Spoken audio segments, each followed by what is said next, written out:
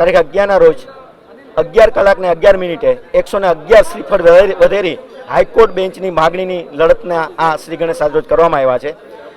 વર્ષોથી જ્યારે રાજકોટ બાર એસોસિએશનમાં 400 વકીલોની સંખ્યા હતી, એ 80ના દાયકાથી આ માંગણી અમારી પેન્ડિંગ હતી.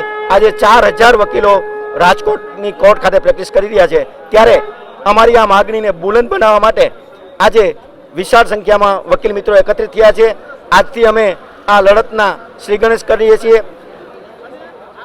ભારતના બંધારણ પ્રમાણે ઝડપી ન્યાય મળવો જોઈએ અને સરળ ન્યાય મળવો જોઈએ એવી કંઈક કલ્પના છે, એવી એક બંધારણીય જોગવાઈ છે. ત્યારે સરળ અને સસ્તો ન્યાય તો જ મળી શકે જો એ ઘર આંગણે હોય તો.